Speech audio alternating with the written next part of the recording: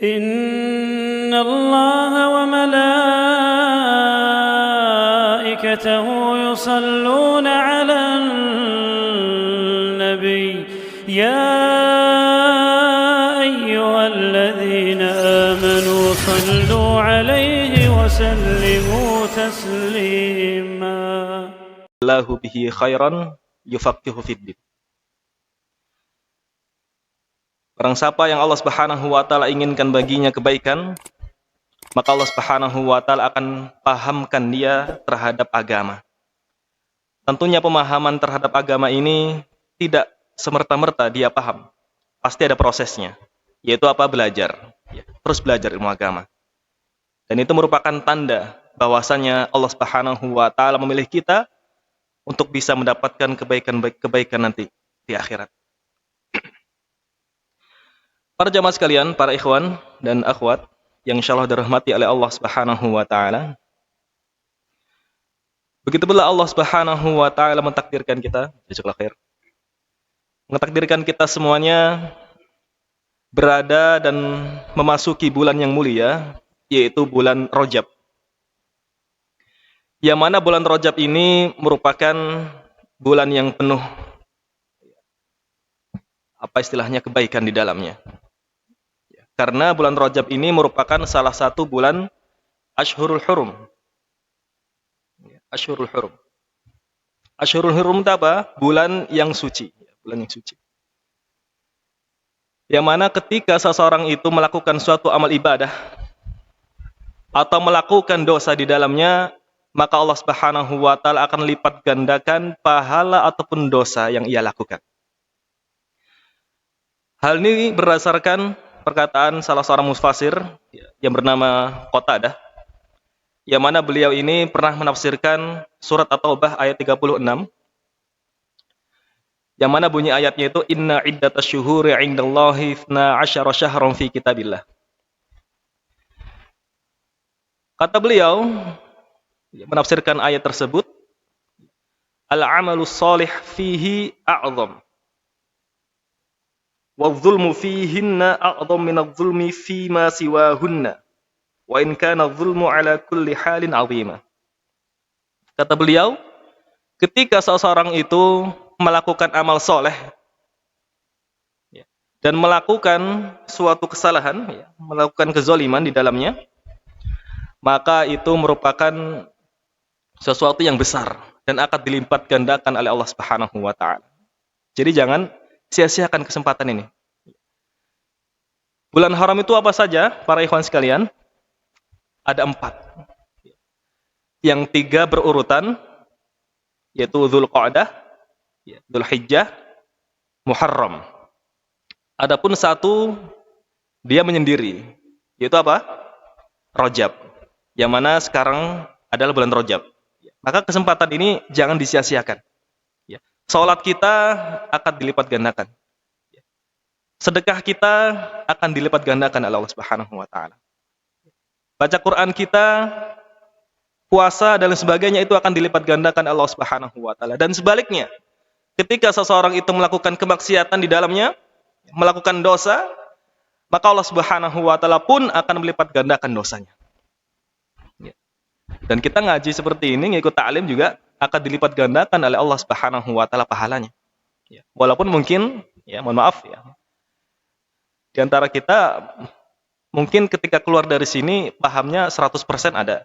Ada yang 50%, ada yang 80%, ada yang 20%, atau bahkan tidak paham sama sekali. Akan tetapi jangan menjadikan itu sebagai apa? Menyurutkan semangat kita dalam mengikuti kajian ilmu. Mengikuti kajian ta'lim. Karena mengikuti ta'lim itu, mengikuti kajian ilmu itu, tujuannya bukan hanya 1. Yaitu bukan hanya kita bisa paham terhadap agama saja, bukan. Paham agama iya, mempelajari agama iya. Tapi ada tujuan yang kedua, yaitu apa? Mendapatkan keberkahan dari ilmu tersebut. Ini yang jarang, Pak. Kadang orang sudah tahu temanya seperti itu, tentang kesabaran misalnya. Oh, saya udah sabar ini. Jadi nggak perlulah ikut ta'lim misalnya. Nah ini. Karena dia mengira bahwasanya dia sudah paham, sudah ngelontok teori tentang kesabaran dan dia sudah mempraktekannya. Ya bukan hanya itu. Ikut ta'lim, ikut kajian dan mendengarkan ilmu itu bukan hanya membuat kita, ya, tujuannya bukan hanya kita paham saja sudah. Enggak. Tapi apa? Bagaimana kita bisa mendapatkan keberkahan dari ilmu itu? Ini yang jarang. Yang kita lakukan itu jarang. Maka dari itu para jamaah sekalian ya, karena kita masih ya, di bulan Rajab ya, masih di bulan haram ini, marilah kita tingkatkan ketaatan dan kita jauhi kemaksiatan. Sehingga Allah Subhanahu wa taala akan lipat gandakan pahala dan tidak melipat gandakan dosa yang kita lakukan. Kemudian salat serta salam tidak lupa kita curahkan sepenuhnya kepada Nabi Allah Muhammad sallallahu alaihi wasallam. Para jamaah sekalian yang insyaallah dirahmati oleh Allah Subhanahu wa taala. Pada bulan lalu ya, kita sudah membahas tentang dosa besar yang ke-8, yaitu ialah memakan harta anak yatim secara zalim. Ya, harus lengkap ya. Memakan harta anak yatim secara zalim. Ya. Kalau misalnya kita katakan hanya memakan harta anak yatim saja, maka itu sudah mengharamkan secara mutlak. Padahal di dalam syariat yang diharamkan itu ialah memakan harta anak yatim secara zalim. Ya, kita mungkin murojaah sedikit ya. Kemarin juga kita sudah membahas ya tentang apa itu anak yatim. Ya. Bahwasanya anak yatim itu ialah anak yang ditinggalkan bapaknya saja. Adapun kalau misalnya yang meninggal itu ibunya dan bapaknya masih hidup, itu bukan anak yatim.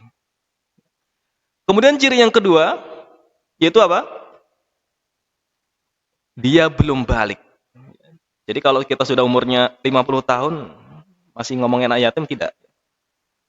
Ketika dia belum balik, dan bapaknya sudah meninggal, maka dia disebut anak yatim. Baik. Kemudian kita juga kemarin, ya bulan lalu, menyebutkan bahwasannya apa syarat seseorang itu boleh mengambil harta anak yatim. Karena yang tidak boleh itu mengambil secara zalim. Adapun secara ma'ruf itu boleh. Syarat yang pertama apa Pak? Masih ingat nggak? Ketika pengasuhnya fakir miskin.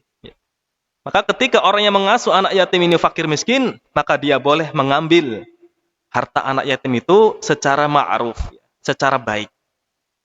Jangan diambil semuanya. Ambil ya sekedarnya saja. Kemudian syarat yang kedua, yaitu apa? Itu tadi tidak mengambil banyak-banyak.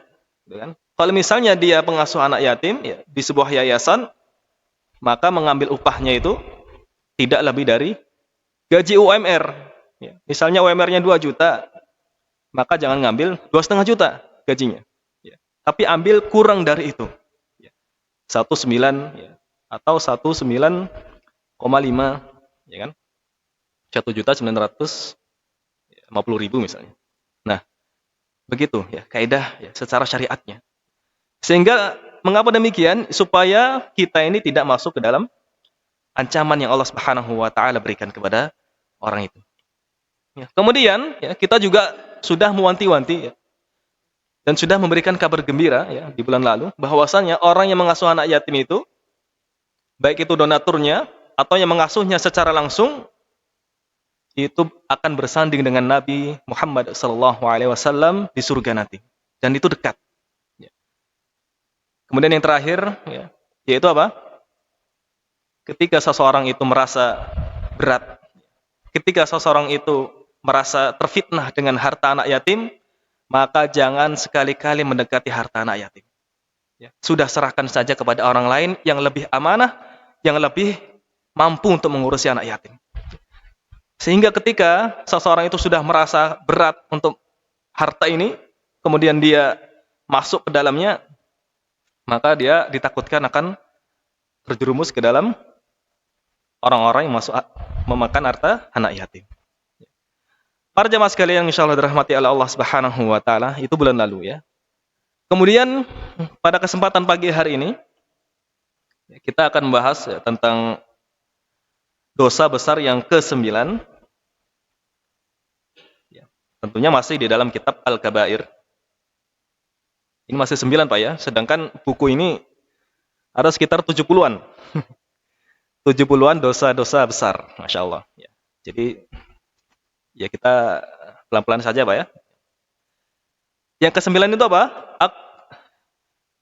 Berdusta atas nama Nabi Muhammad SAW. Al-Qadhbu ala Nabi SAW.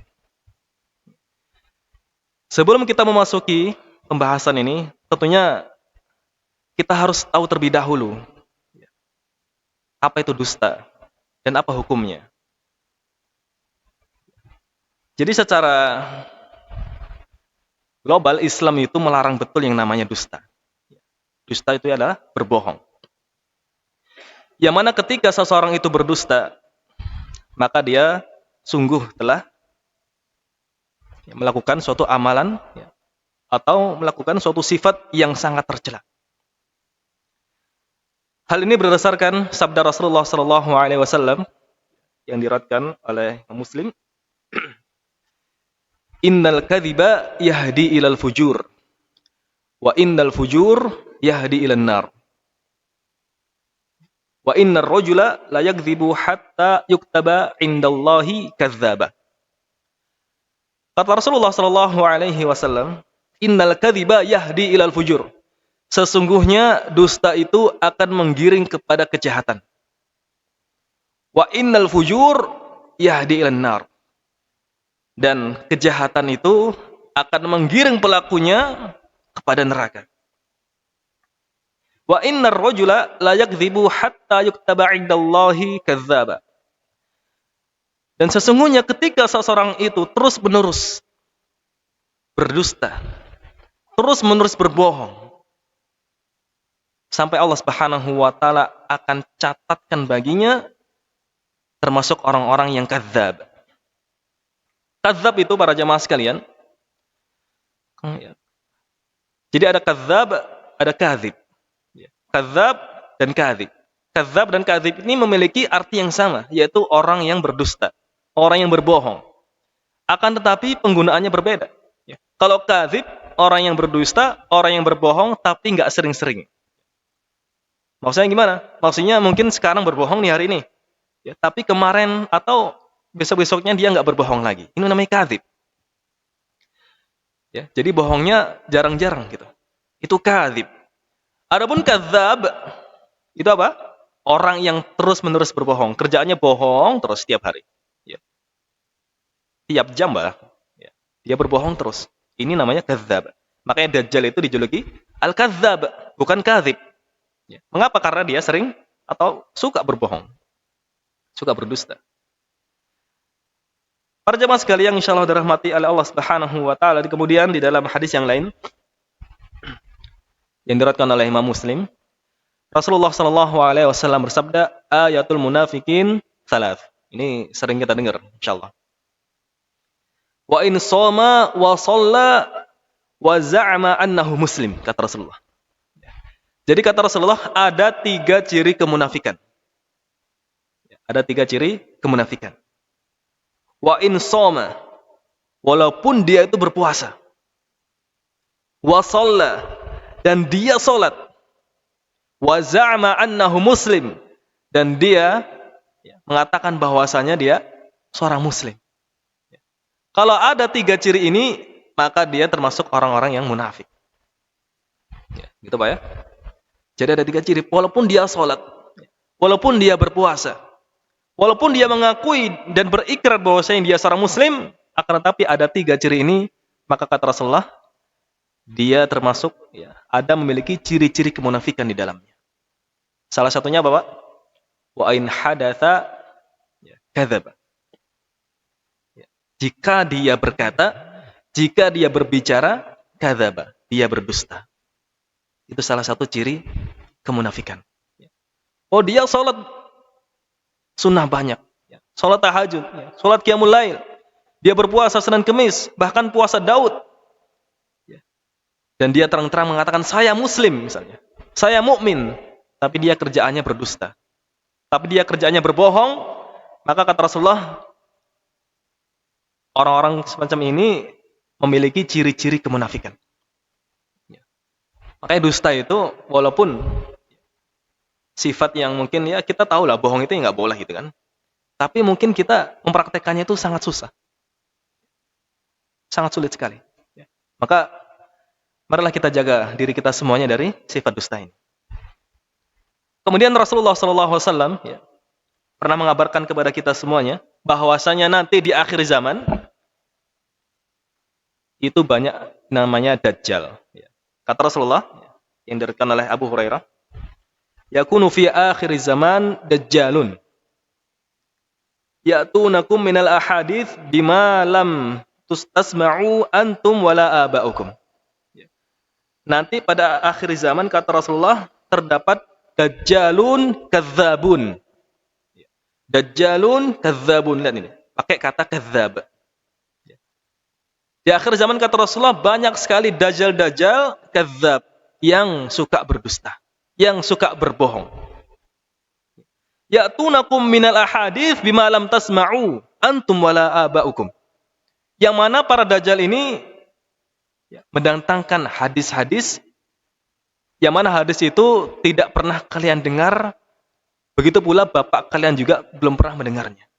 Saking modoknya gitu loh, saking palsunya hadis tersebut. Nanti kita akan sebutkan ya hadis, contoh-contoh hadis yang palsu, yang masyhur di kalangan umat Islam. Fa'iyyakum wa iyyahum la yudhillunakum wa la yaftinunakum, kata Rasulullah. Maka berhati-hatilah terhadap mereka ya, agar mereka tidak menyesatkan kalian.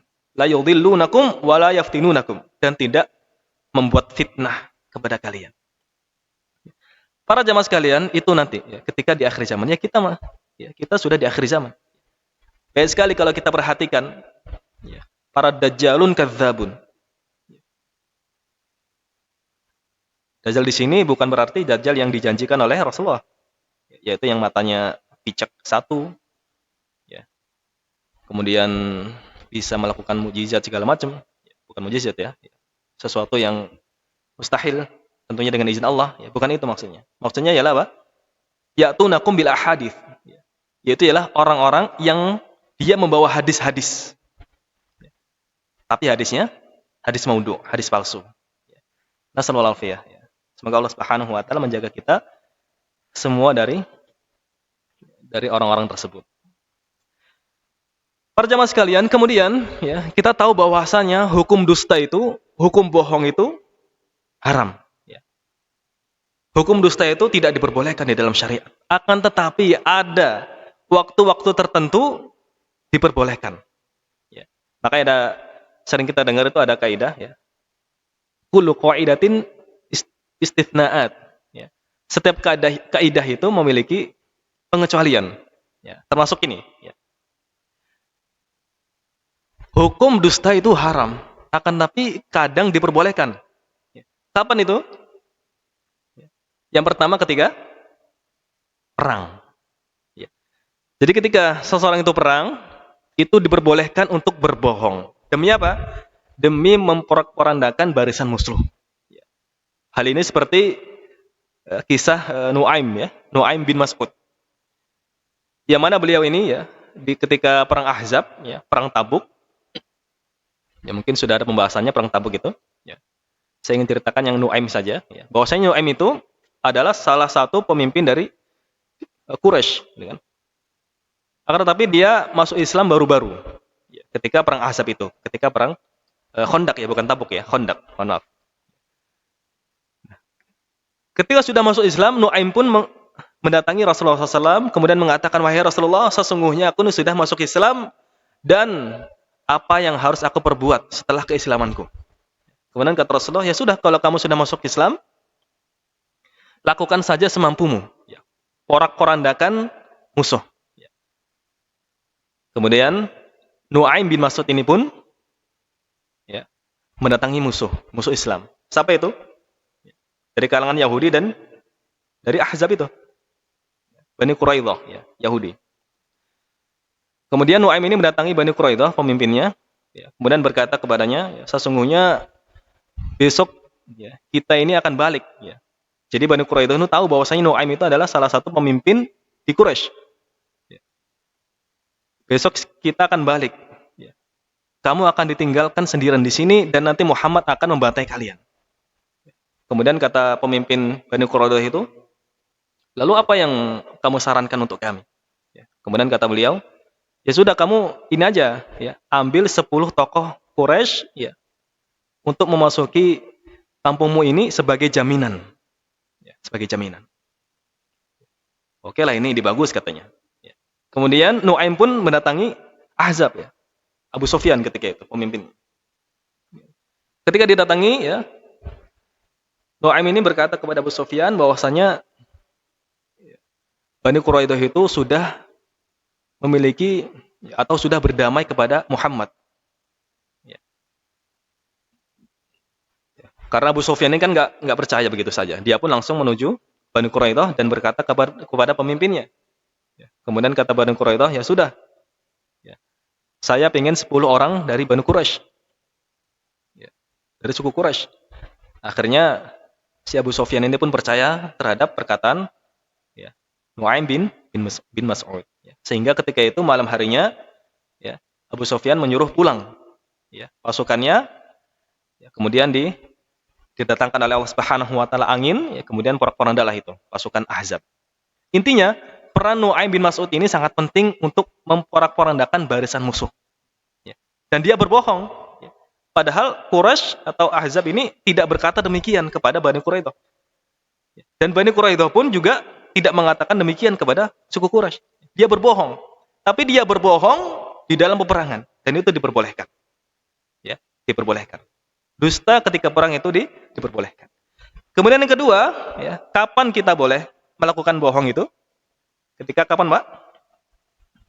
Mendamaikan saudara kita yang lagi berantem, ya, yang lagi bertingkai, yang lagi berkelahi. Kita ngomong ke si A, ini si B ini ngomong ke kamu gini, bahwasanya kamu itu orang yang baik, ya, dan lain sebagainya. Sehingga hatinya, oh ternyata si B ini orang yang baik. Gitu kan. Kemudian dia mendatangi si B. Sesungguhnya A ini ngomong ke kamu ini gini, ya. Kamu orangnya baik segala macam. Ya, kemudian si B ini mengira dan meyakini, oh ternyata si A ini tidak seperti yang saya pikirkan. Akhirnya ketika ketemu, ya, damai dia. Itu boleh, ya. Mendamaikan 2 orang atau lebih, ya, suatu kelompok, ya, ketika dia berkelahi. Ya. Bohong seperti ini diperbolehkan. Kemudian yang ketiga, kapan kita diperbolehkan untuk berbohong? Yaitu ketika, kapan, Pak? Ya. Suami istri, ya. Nah ini, mungkin sering ini. Ya. Ketika istrinya ngomong, aku ini gendut nggak sih? Gitu. Kita ngomong, enggak, kamu langsing, gitu kan. Masya Allah. Padahal emang gendut, gitu kan. Itu boleh berbohong. Ya. Ketika masak istrinya, ya, ternyata keasinan misalnya. Gimana rasanya? Oh, mantap ini rasanya. Masya Allah. Padahal asin gitu. Nah, ini bohong seperti ini itu diperbolehkan. Baik itu suami berbohong kepada istri atau istri berbohong kepada suaminya. Ya. Tujuannya apa? Ilirdo, ya, supaya mereka ridho, supaya tidak ada perkelahian, supaya tidak ada pertikaian di dalam rumah tangga, itu diperbolehkan untuk berbohong. Ya. Jadi jangan jujur-jujur amat, Pak. Walaupun kita ini orang jujur misalnya, ya, dimasakin istri pahit gitu kan. Wah ini pahit banget ini. Ya. Akan ada yang melempar makanannya. Ini tidak baik, akhlaknya tidak baik. Ya. Cukup kalau misalnya ada masukan, ya, kepada pasangan kita, cukup dengan kata-kata yang baik. Ya. Karena itu yang diajarkan oleh Rasulullah SAW, ya, kepada kita semuanya. Para jemaah sekalian, insyaallah dirahmati oleh Allah Subhanahu wa taala. Itu sekedar mukadimah saja, ya, tentang dusta. Maka sekarang kita akan masuki, ya, kitab ini. Al-Kadzbu 'ala Nabi sallallahu alaihi wasallam. Al-Kadzbu 'ala Nabi sallallahu alaihi wasallam kufrun yanqulu 'anil millah. Orang yang berdusta atas nama Nabi Muhammad sallallahu alaihi wasallam, maka itu merupakan kekufuran yang berakibat atau berefek mengeluarkan pelakunya dari agama. Ya. Wala raiba anna ta'ammudal kadhibi 'ala Allah wa rasulihi fi tahlil haramin aw tahrimi halalin kufrun mahd. Bahwasanya yang dimaksud, ya, mengakibatkan seseorang itu keluar dari millah, keluar dari agama itu ketika dia sengaja. Ya. Sengaja apa? Untuk mendustakan Allah dan Rasulnya. Dengan berkata, atau dengan menghalalkan sesuatu yang haram, dan mengharamkan sesuatu yang halal. Maka dalam hal ini, Allah Subhanahu wa Ta'ala berfirman di dalam surat An-Nahl, ayat 116.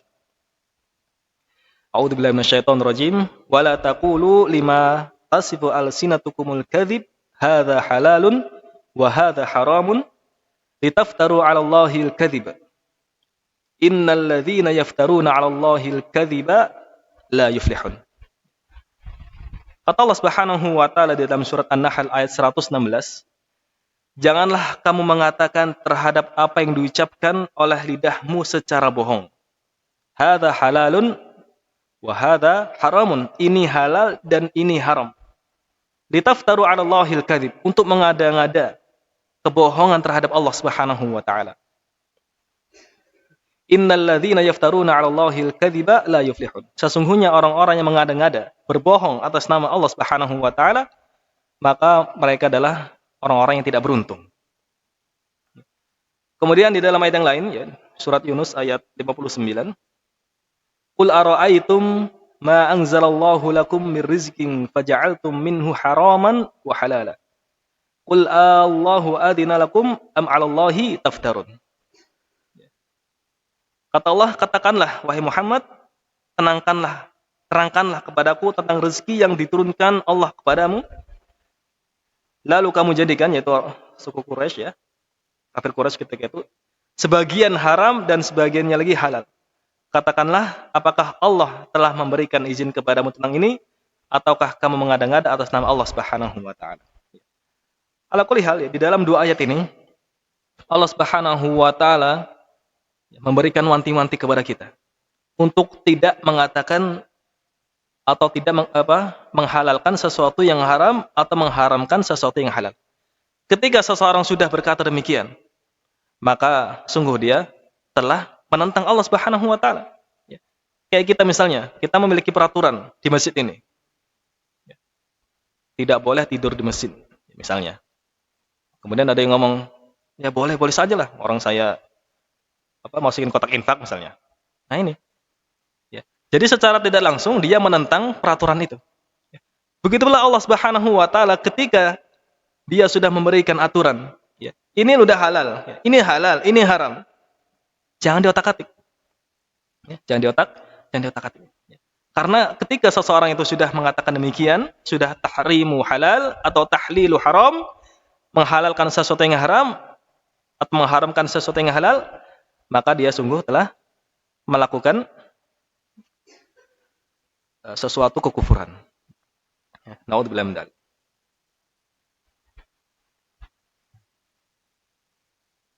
Nah, pertanyaannya, ya, kita tahu bahwasannya yang mengatakan, ya, kadang ada suatu hukum itu, kemudian para ulama itu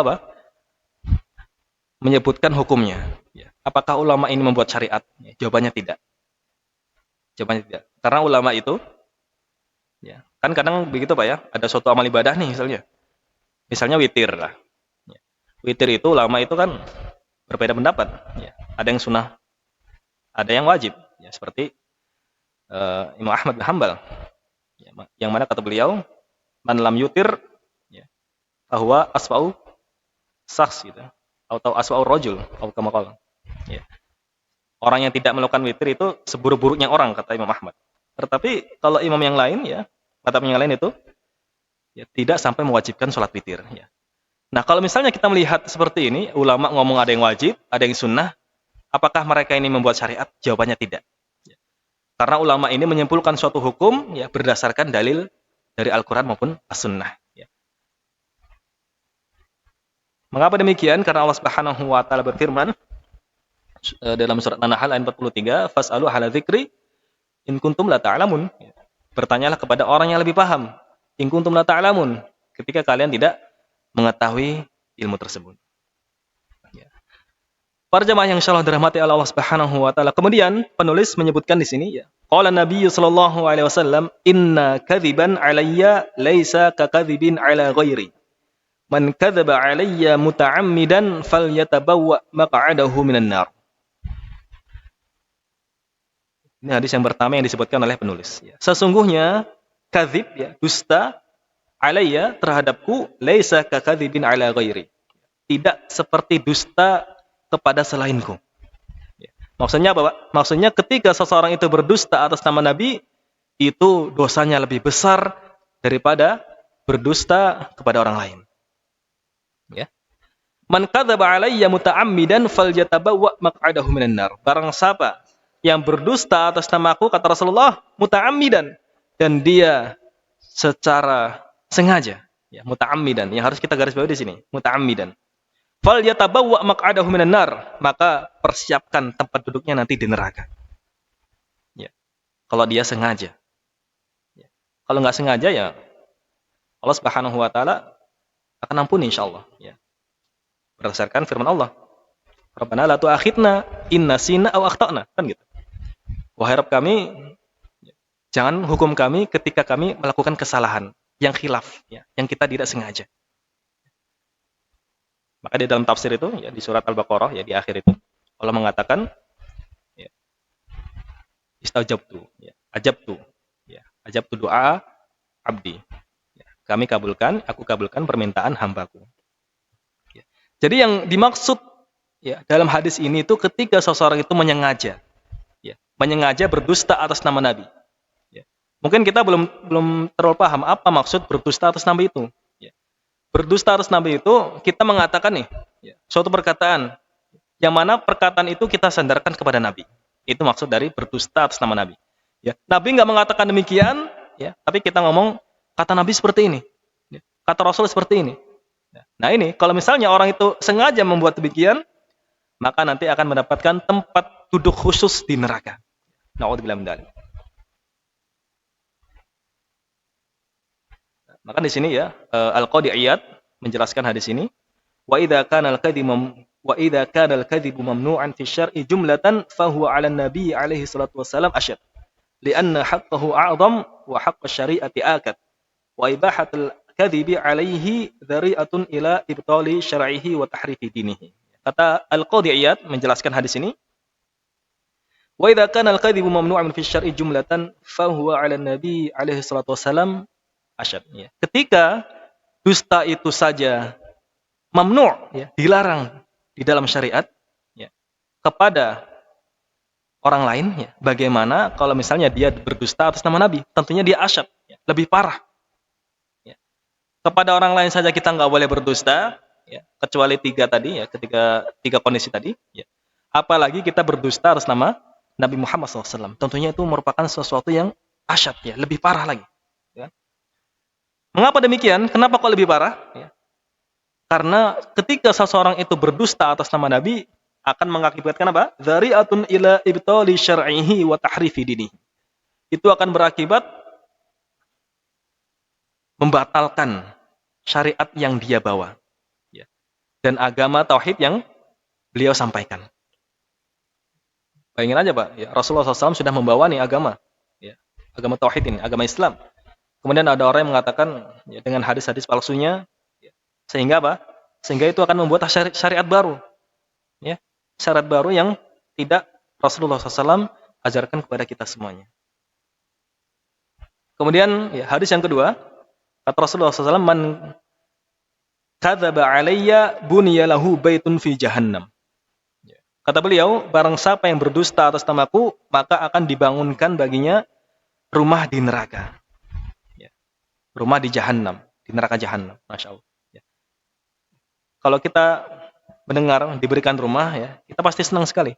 Ya. Tapi kalau rumah di neraka, ya, tentunya kita nggak suka, gitu kan? Masya Allah, ini waktunya cepat, ya. Kita agak cepat sedikit. Kemudian hadis yang lain, kata Rasulullah, man yaqul anni ma lam aqulhu falyatabawwa maq'adahu minan nar. Barang siapa yang menukilkan atau mengatakan, anni dariku malam aqulhu, padahal aku tidak mengatakannya, falyatabawwa maq'adahu minan nar, maka persiapkan, ya, tempat duduknya nanti di neraka, ya. Hampir sama dengan hadis yang pertama tadi. Kemudian kata Rasulullah, yutba'ul mu'minu ala kulli syai'in illa al-khiyanah wal kadhib.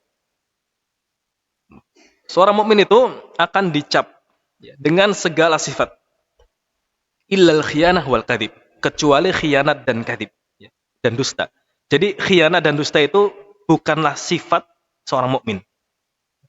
Maka Rasulullah SAW di dalam hadis yang lain, la imana liman la amanatalah. Ya. Tidak ada iman ya, ketika dia tidak amanah. Ya. Jadi kalau nggak amanah itu bukan mukmin. Ya. Bukan ciri sifat seorang mukmin. Ya. Masya Allah. Baik, kemudian ya, hadis yang terakhir di dalam kitab ini. Kata Rasulullah SAW, man rawa anni hadithan wa huwa yura annahu kadhibun fahuwa ahadul kadzabin. Barang siapa yang meriwayatkan dariku suatu hadis, wa huwa yura annahu kadhibun, sedangkan dia itu tahu, ya, atau ya, di sini ada dua riwayat ya, ada mengatakan yaro, ya, ada yang mengatakan yuro. Kalau yaro itu artinya alima, ya, mengetahui. Kalau yuro itu artinya dhonna, ya, mengira. Jadi kalau kita terjemahkan ya mungkin mengetahui dan mengira bahwasanya hadis itu kadzib, hadis itu dusta, ya. Fahuwa ahadul kadzabin. Maka dia termasuk orang-orang yang dusta. Ya. Maksudnya apa para jamaah sekalian? Ya. Ketika seseorang itu sudah tahu nih, oh ini hadisnya ini palsu ini, ya. Tapi dia sampaikan, ya. Maka dia sudah tolong-menolong dalam menyebarkan hadis palsu. Kecuali dia jelaskan, ya. Maka nanti kita akan sebutkan ya contoh-contoh hadisnya. Kalau dia cuma ngomong doang, ya, menyampaikan doang tanpa ada penjelasan, nah ini yang tidak diperbolehkan. Akan tetapi ketika seseorang itu menyampaikan hadis palsu, kemudian dijelaskan inilah hadis palsu yang harus kita jauhi, maka ini diperbolehkan. Baik, nah, ini ada contoh-contohnya. Contoh-contoh hadis palsu yang pertama ialah utlubul ilma walau bisin. Nah ini sangat masyhur ya Pak ya. Tuntutlah ilmu sampai negeri Cina. Ya. Mending negeri Arab gitu Pak ya. Ini negeri Cina. Gitu. Ya. Utlubul ilma walau bisin. Ya. Menuntutlah ilmu walau sampai Cina. Nah ini hadis palsu yang sering kita dengar. Ya. Niatnya baik apa? Supaya orang itu termotivasi untuk belajar, ya, untuk merantau dalam menuntut ilmu. Akan tetapi dia menyandarkan hadis ini kepada Rasulullah. Ya. Dia mengatakan, qala Rasulullah sallallahu alaihi wasallam utlubul ilma walau bisin. Ya, kata Rasulullah SAW, belajarlah, ya, tuntutlah ilmu sampai negeri Cina. Nah, dia menyadarkan perkataan ini kepada Nabi. Itu yang tidak boleh. Ya. Adapun kalau misalnya ini perkataanku loh, misalnya, ini boleh-boleh aja. Ya. Tapi kalau misalnya disandarkan kepada Nabi, maka tidak diperbolehkan. Kemudian hadis yang lain, ya, hadis palsu maksudnya. Idza tahayyartum fil umuri fasta'inu bi ahlil kuburi. Ya. Jikalau kalian ingin meminta pertolongan, ya, terhadap suatu perkara, fasta'inu bi ahlil kubur, maka minta tolonglah kepada ahli kubur, kepada mayit. Nah, ini hadis palsu. Ya, hadis palsu. Sudah palsu, menyelisih syariat. Ya. Bagaimana kita meminta kepada mayit, kepada ahli kubur yang sudah meninggal dunia? Kemudian yang ketiga, man kana ismuhu Muhammadan fala yadurruhu. Ya. Fala yadurruhu. Barang siapa yang namanya itu Muhammad, ada namanya Muhammad Pak ya? Kata mereka ya, bukan kata Rasulullah. Man kana ismu Muhammadan fala yadurruhum. Barang siapa yang dinamakan Muhammad, maka tidak ada mara bahaya yang menghampirinya. Ini hadis dari mana? Ya, hadis palsu. Ya, palsu sekali. Kemudian hadis yang terakhir ya, karena kita di bulan Rajab. Kata mereka ini, Rajab syahrullahi wa Sya'ban syahri wa Ramadan syahru ummati. Rajab itu ialah bulannya Allah, ya, syahrullah. Wa Sya'ban syahri, dan Sya'ban itu bulanku. Wa Ramadan syahru ummati. Ramadan itu bulan umatku. Nah, ini hadis palsu. Ya. Belum lagi hadis palsu tentang Rajab itu yang salat ya, ba'da Isya, yang mana rakaat pertama itu baca ayat kursi 100 kali ya. Rakaat kedua baca kulhu, ya, al-ikhlas 100 kali, maka dia akan diampuni segala dosanya. Ya. Kemudian ibarat dia puasa 1 tahun penuh. Ini hadis-hadis semacam ini itu banyak sekali, ya, terutama di bulan Rajab. ya, dan bulan-bulan yang lainnya. Mungkin niatnya baik. Ya. Niatnya supaya apa? Supaya orang itu giat beribadah, semangat ibadah. Tapi di itu tadi ya masalahnya, dia menyandarkan perkataan itu kepada Nabi Muhammad SAW, dan ketika seseorang itu berkata demikian, maka ancaman-ancaman yang sudah kami sebutkan tadi menantinya. Ya. Itu apa tadi Pak? Dipersiapkan tempat duduk di neraka, kemudian dibangunkan rumah di neraka, ya. Kemudian dikeluarkan dari tabiat seorang mukmin. Ya. Kemudian yang terakhir, orang yang mendatangkan hadis-hadis palsu itu termasuk di barisan orang-orang yang kadzab, orang-orang yang pendusta. Para jemaah yang insyaallah dirahmati Allah Subhanahu wa taala, sebagai penutup ya, tentunya kita istinbat ya. Faedah apa yang kita dapatkan di sini dari tema ini? Faedah yang pertama yang saya tulis di sini ialah hendaknya seorang muslim itu berhati-hati dalam bertutur kata dan senantiasa belajar ya. Jadi jangan semerta-merta kita dengar hadis nih. Ya. Kemudian kita menyampaikan hadis itu. Ya. Padahal kita belum tahu itu hadisnya ini sahih apa enggak gitu loh. Ya. Jangan-jangan maudhu gitu kan. Jangan-jangan dhaif ya. Walaupun dhaif sebagian ulama membolehkan mengamalkannya kalau misalnya dengan syarat-syarat tertentu ya. Syaratnya apa? Ketika untuk fadilah amal ya, itu boleh menggunakan hadis dhaif ya. Kemudian tidak meyakini bahwasanya ini perkataan Nabi ya, sebagai ini aja penyemangat dalam beramal itu boleh kalau hadis dhaif. Kalau hadis palsu ya maudhu itu nggak boleh ya secara total ya. Maka di sini ya Zubair bin Awam ya, salah seorang sahabat Rasulullah SAW, yang mana Zubair bin Awam ini merupakan salah satu hawari ya. Hawari itu penolongnya Rasulullah SAW. Kata Rasulullah, kullu nabiyyin hawariyun wa hawariya Zubair bin Awam. Setiap nabi itu memiliki penolong, dan penolongku ialah Zubair bin Awam. Apa kata anaknya Abdullah? Inni la asma'uka tuhadditsu an Rasulillah sallallahu alaihi wasallam kama yuhadditsu fulan wa fulan. Sesungguhnya aku ini tidak mendengar darimu itu banyak ya hadis yang kamu sampaikan sebagaimana yang disampaikan oleh fulan dan fulan. Maksudnya apa? Anaknya ini kok bapaknya ini kan penolongnya Nabi, hawarinya Nabi, tapi kok menyampaikan hadis kok cuma sedikit, nggak banyak. Kemudian kata Zubair bin Awam ini, ya annani sami'tu qala Nabi sallallahu alaihi wasallam apa tadi?